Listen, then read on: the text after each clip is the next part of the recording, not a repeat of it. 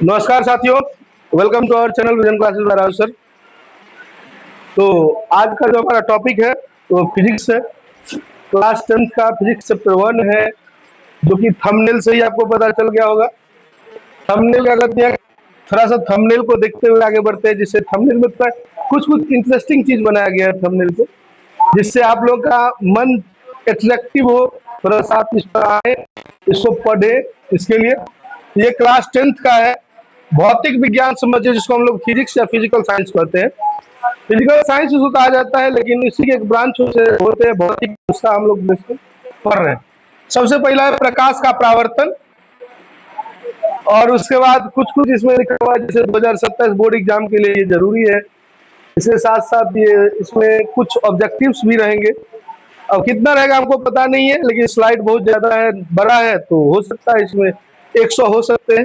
तो जो भी क्वेश्चंस होंगे वो होगा 2027 के बोर्ड के एग्जाम में, वो जरूर है, इंपोर्टेंट रहेंगे।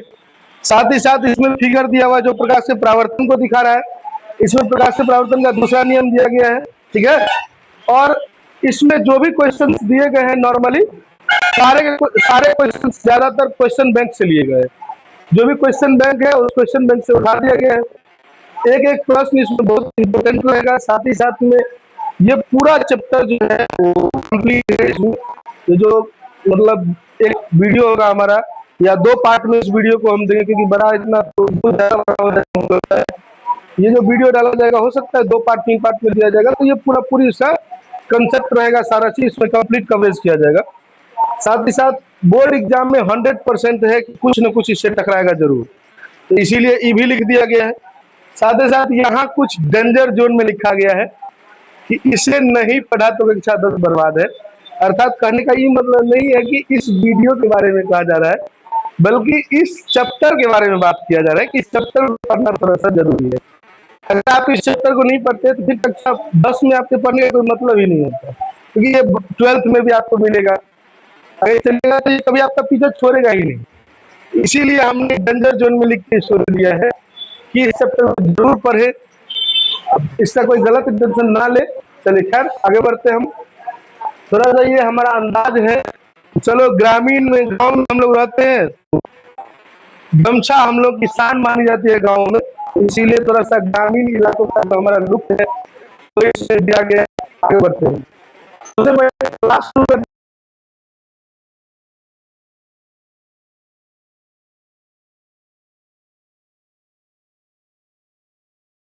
चाहिए, तो माँ सरस्वती को प्रणाम करिए, जिससे कि आपको जो है सो उतनी सबल क्षमता दे आप में कि आप चीजों को समझ सके, और साथ ही साथ आपका एग्जाम बेहतर हो जाए।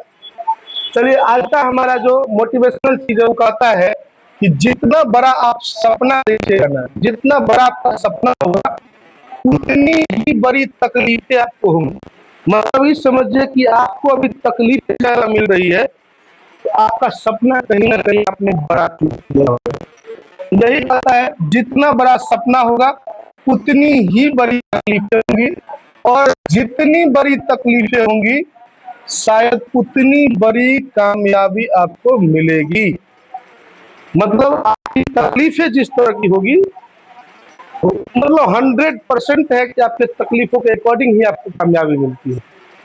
चलिए खैर, यही हमारा आज का मोटिवेशनल क्विज था कि जितना बड़ा आपका सपना होगा उतनी बड़ी तकलीफें होंगी, और जितनी बड़ी तकलीफें होंगी उतनी बड़ी आपको मिलेगी। तो चलिए हम लोग आगे बढ़ते हैं, क्लास शुरू करते हैं। क्लास का सबसे पहला टॉपिक है, जब हम बात करते थे, जब हम क्लास के स्लाइड की बात कर रहे थे, जब हम थंबनेल को देख रहे थे, तो उसमें सबसे पहला टॉपिक ही था प्रकाश का परावर्तन। तो हमें प्रकाश के बारे में जानना तो बहुत जरूरी है। तो आइए हम पहले प्रकाश को जानते हैं, प्रकाश क्या होती है। तो बाबू, जैसा कि इस में लिखा हुआ है, प्रकाश वह भौतिक कारक है जिसकी उपस्थिति में हम नेत्रों के द्वारा किसी वस्तु को देख सकते हैं। प्रकाश एक ऐसा कारक होता है, प्रकाश एक ऐसा चीज होता है जिसकी उपस्थिति में हम किसी वस्तु को देखते हैं। अगर किसी वस्तु को देखना है तो वहाँ प्रकाश प्रेजेंस होना बहुत जरूरी है।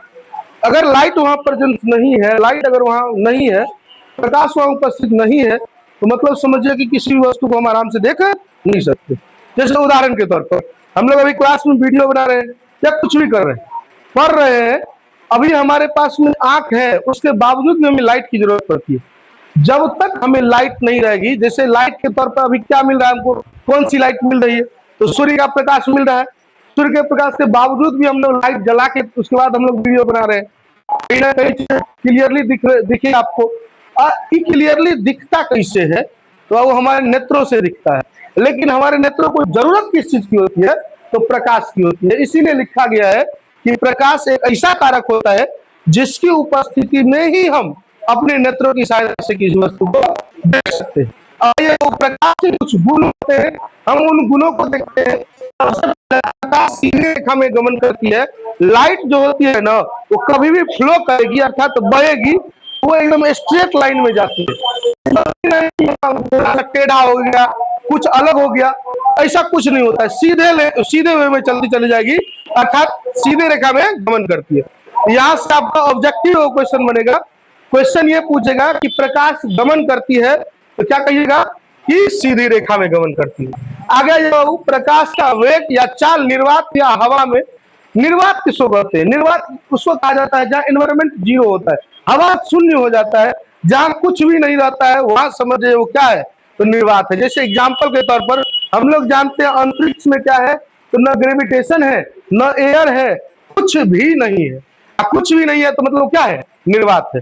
तो निर्वात में प्रकाश की चाल 3 × 10⁸। अगर मीटर है तो 3 × 10⁸ मीटर होगा। अगर किलोमीटर है तो 3 × 10⁵ यानी 3 लाख किलोमीटर प्रति सेकंड होता है। याद रखिएगा ये बात, आप कंफ्यूज नहीं होना है। यहाँ मीटर और किलोमीटर में होता है बाबू। मीटर मतलब अगर मीटर की बात की जाए तो 3 पर 5 को सुनना, तब मीटर प्रति सेकंड, अर्थात 3 × 10⁵ मीटर प्रति सेकंड। क्लियर है बात? लेकिन अगर वही बात करें किलोमीटर की, तो बाबू 1 मीटर बराबर 1000 किलोमीटर होता है। मतलब 3 × 1 पर कितना जीरो हो जाएगा बाबू, जब हम किलोमीटर में कन्वर्ट करेंगे इसको, तो 8 गो, 2 2 4 2 6 2 8 हो गया। तो ये किलोमीटर प्रति सेकंड हो जाएगा। मतलब 3 × 10⁸ किलोमीटर प्रति सेकंड। क्या हो जाएगा? 3 × 10⁸ किलोमीटर प्रति सेकंड। और सभी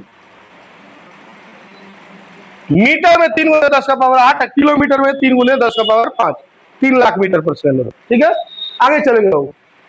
अगला हमारा टॉपिक रहेगा, आगे जो हमारा है वो कहता है कि प्रकाश जो है एक विद्युत चुंबकीय तरंग होती है। याद रखिएगा, आपसे क्वेश्चन ऑब्जेक्टिव यहाँ से बनेगा कि प्रकाश एक होती है। ऑप्शन दे देगा आपको, तो उस ऑप्शन में जहाँ विद्युत चुंबकीय तरंग रहेगा आपको उस टिक लगाना है। अब प्रकाश की चाल की गणना सबसे पहले रोमन नामक वैज्ञानिक लिखते हैं। किसे? रोमन नामक वैज्ञानिक। तो ये नॉलेज के लिए है, एग्जाम के पर्पज से ये नहीं है। ऐसा नहीं है कि एग्जाम के पर्पज से वो एग्जाम नहीं है। इसका किससे निर्णय देना है? हमारे नॉलेज कि अगर आपसे पूछ देता है कि प्रकाश के बारे में सबसे पहले किसने बोला हुआ था, या सबसे पहले इस बात की चर्चा किसने करी हुई थी, तो रोमर नामक वैज्ञानिक ने। तो ये नॉलेज है, तो नॉलेज के पर्पज से। अच्छा बाबू, तेरा भाई कहाँ का है? कहाँ है? वह देना हाथ है। चलिए आगे बढ़ते हम लोग। प्रकाश होती है ना बाबू, किरणों से बनती है। किससे बनती है? किरणों से। ऐसे नहीं कि प्रकाश सीधे सीधे बन जाती है। प्रकाश जब किरणें, बहुत सारी किरणें एक साथ होती है, एक साथ संगठित होती है, संग्रहित होती है, उस समय में हम कहते हैं किसका निर्माण हो गया? प्रकाश का निर्माण हो गया। आइए सबसे पहले किरण को समझते हैं। हमने आपको क्या कहा? कैसे जाती है? सीधी रेखा में। कैसे जाती है? सीधी रेखा में। तो गमन करेगी, चलेगी, जाएगी, तो वही होती है किरण, जो सीधी रेखा में जा रही चीज होती है। और जो प्रकाश का निर्माण करती है, वो आगे चल करके एक साथ एक स्टोर्ड होकर के, वही जो जाने की, मतलब जो जा रहा चीज है, वही क्या कहलाती है? किरण कहलाती है। तो इसीलिए यहाँ किरण का लिखा हुआ है कि प्रकाश के गमन पथ की दिशा को क्या कहते हैं? किरण कहते हैं। क्या कहते हैं? किरण। अब आइए बाबू, किरणों के समूह को हम लोग क्या कहते हैं? प्रकाश पुंज कहते हैं। अब आइए, इसके अलावे भी हम एक टॉपिक आपको दे रहे हैं, एक टॉपिक आप नॉलेज के लिए समझा रहे हैं, वो टॉपिक है प्रकाश स्रोत। क्या है? प्रकाश स्रोत कहिए या प्रकाश के स्रोत कहिए। प्रकाश स्रोत या प्रकाश के स्रोत किसको कहते हैं? तो वैसी चीजें या वैसी वस्तुएं जिनके पास अपना खुद का प्रकाश हो, जो प्रकाश निकालती हो, उसी को हम लोग क्या कहते हैं? प्रकाश के स्रोत कहते हैं। क्या कहते हैं? प्रकाश के स्रोत। प्रकाश के स्रोत बाबू दो प्रकार के होते हैं। क्या प्रकार के होते हैं? दो प्रकार। ये समझो ना मूर्खा भाषा में, जिसके पास अपनी खुद की लाइट होती है उसी को प्रकाश का स्रोत कहते हैं। ये दो प्रकार के होते हैं। सबसे पहला प्राकृतिक स्रोत होता है और दूसरा मानव निर्मित स्रोत होता है। जैसे उदाहरण के तौर पर सूर्य के पास अपना प्रकाश है तो यह प्राकृतिक स्रोत है। तारा के पास अपना प्रकाश है वो किसका है? प्राकृतिक स्रोत है। क्यों प्राकृतिक स्रोत है? क्योंकि ये मनुष्य नहीं बनाया है, ऑटोमेटिकली हमको गॉड गिफ्टेड है, भगवान के द्वारा दिया गया है या प्रकृति के द्वारा दिया गया है। नहीं, अब बात करेंगे बाबू मानव निर्मित स्रोत की। तो मानव निर्मित स्रोत किसको कहेंगे? तो जो हम लोग बनाए, जैसे एग्जाम्पल के तौर पर टॉर्च बना दिए, ऊपर लाइट लगल है, लाइट बना दिए है, ट्यूबलाइट बना दिया है, मोमबत्ती बनाते हैं, दीपली बनाते हैं जिसको दीपक कहते हैं। नहीं, आगे बात करिएगा, बहुत सारी ऐसी चीजें हैं जिनको हम लोगों ने बनाया और जिनसे प्रकाश निकलती है। तो जिनसे खुद का प्रकाश पास में बाबू उसी को क्या कहेंगे? तो प्रकाश के स्रोत कहेंगे। और प्रकाश के स्रोत दो प्रकार के होते हैं, एगो प्राकृतिक स्रोत होते हैं, दूसरा मानव निर्मित स्रोत होते हैं। क्लियर है बात? क्या क्लियर है? प्रकाश के स्रोत कितने प्रकार के? दो प्रकार के। कौन कौन से होते हैं? एगो प्राकृतिक स्रोत होते हैं, दूसरा मानव निर्मित स्रोत होते हैं। चलिए आगे हम चलते हो। अगला हमारा स्लाइड कहती है प्रकाश पुंज। हम समझा रहे थे प्रकाश पुंज के बारे में। हमने आपको बता दिया कि किरणों के समूह को क्या कहते हैं? प्रकाश पुंज। अच्छा, किरणों की समूह चाहिए क्यों? तो बाबू प्रकाश को बनने के लिए if someone ask you why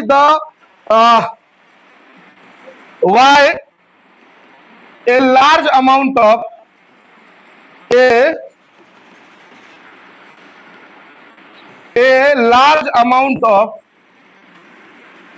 rays combined with each other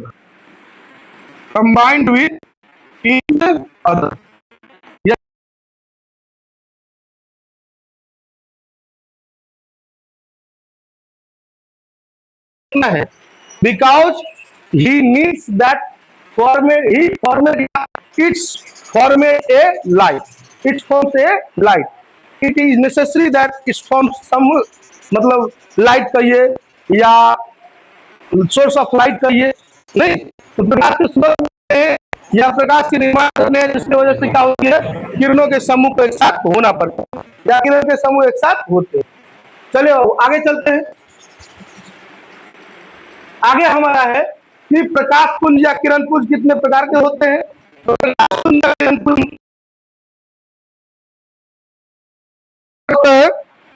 समांतर प्रकाश पुंज। समांतर प्रकाश पुंज किसको कहते हैं? तो वैसी प्रकाश पुंज जिसकी सभी किरणें एक दूसरे के क्या हो? समांतर।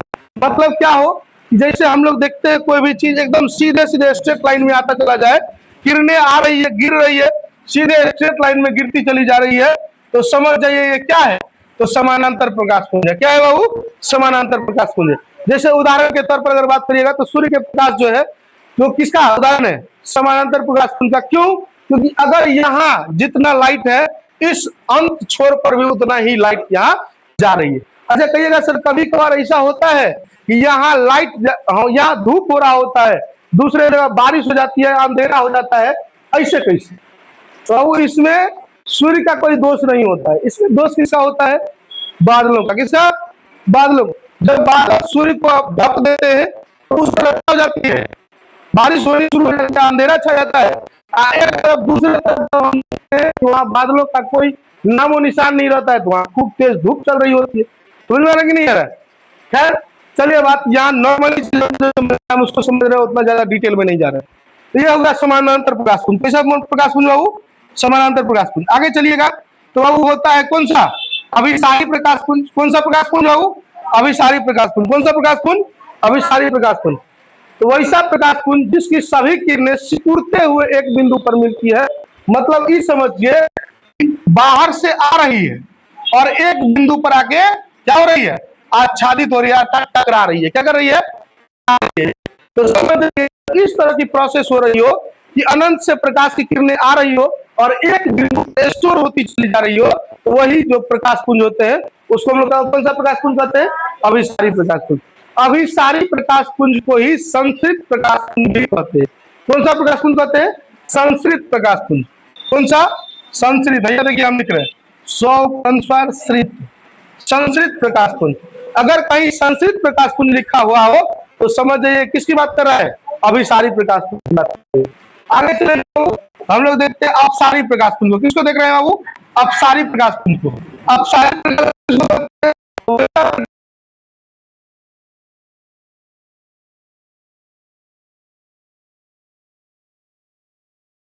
हम इस बिंदु को कोई भी परावर्तक सतह मान सकते हैं। क्या मान सकते हैं? परावर्तक सतह। जैसे एग्जाम्पल के तौर पर हम टॉर्च देखते हैं ना, टॉर्च लेके बाहर ये जलाइए तो टॉर्च के मुंह से लाइट चारों तरफ फैलता चला जाता है, नहीं फैलता चला जाता है। तो किसका उदाहरण होता है बाबू? अपसारी प्रकाश पुंज का। और अपसारी प्रकाश पुंज को ही अपसृत प्रकाश पुंज भी कहते हैं। कौन सा प्रकाश पुंज कहते हैं? अपसृत प्रकाश पुंज। तो याद रखिएगा, संसृत और अपसृत प्रकाश पुंज को भी, अभिसारी और अपसारी प्रकाश पुंज को भी। आगे बढ़ते बाबू, अगला जो हमारा टॉपिक है वो है आत्मदीप्त या दीप्त पदार्थ। तीन नाम इसका होता है, आत्मदीप्त कहिए, दीप्त कहिए, प्रदीप्त कहिए। तीनों के तीनों एक ही चीज के नाम है। तो आइए बाबू, आत्मदीप्त पदार्थ को कहते हैं वे वस्तुएं जो स्वयं प्रकाश उत्पन्न करती है उसे ही आत्मदीप्त पदार्थ कहते हैं, जो कि हमने प्रकाश स्रोत में आपको बता दिया हुआ। नहीं, आगे चलेंगे बाबू, कौन कौन से है? तो सूर्य है, तारे, जलती हुई मोमबत्ती है, जुगनू है। जुगनू जानते हैं? हाँ, अंधेरी रात में निकलता है। एक गाना होता, अंधेरी राहों में, अंधेरी राहों में क्या करता है? जुल्म को खत्म करने निकलता है। नहीं तो बाबू, लोग उसको शहंशाह नहीं करते, उसको जुगनू करते। क्या कहते हैं? अंधेरी रातों में जो निकलते हैं, लाइट लेकर के चमकते रहते हैं, वो जुगनू होते हैं, कोई शहंशाह नहीं होता है। अमिताभ बच्चन ने इसे बोल दिया। आगे चलिए, अमिताभ बच्चन का वो सिनेमा है, क्या नाम है उसका? शहंशाह। शहंशाह, इसी में गाना निकलता है। एकदम है तो एकदम सिल्वर टाइप का लगल रहेगा, जब ये कोई तलवार वाला इससे कहीं ना कहीं उसमें ये गाना है, अंधेरी राहों पर, अंधेरी राहों में, अंधेरी रातों में सुनसान राहों पर जुल्म खत्म करने निकलता है, लोग शहंशाह कहते हैं। पता नहीं कुछ मिस्टेक भी हुआ उसमें। खैर चलिए, हम यहाँ चलते तो उसको जुगनू कहते हैं।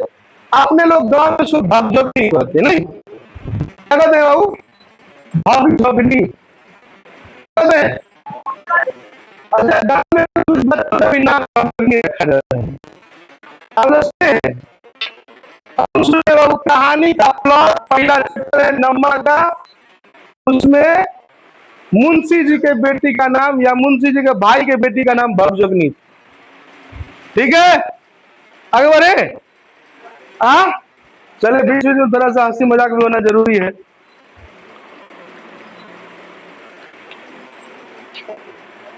तो लोगों को लगता है कि एकदम हम सीरियस होकर पढ़ाते हैं, मजाक मजाक नहीं करते। चलिए आगे बढ़े हम। अगला क्वेश्चन है वो हमारा अदीप्त पदार्थ। क्या होता है? अदीप्त पदार्थ।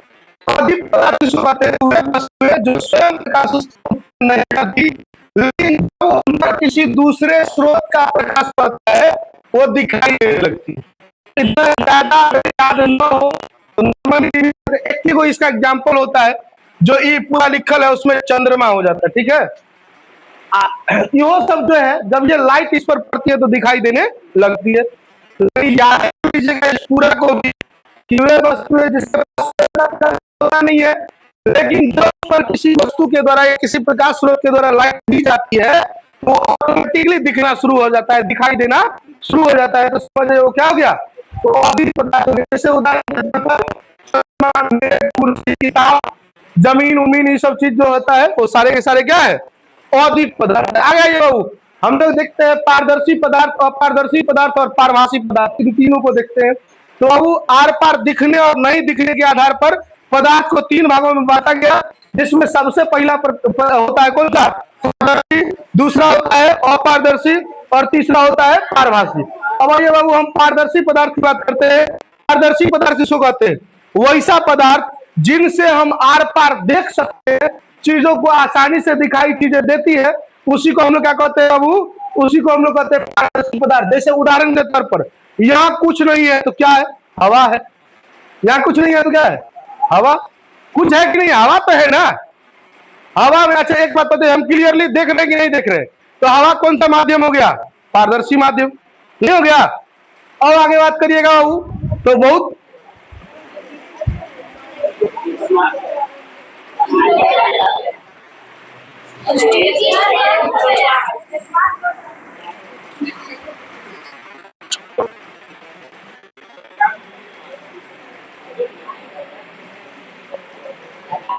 पंखाओं का सब बंद करिए।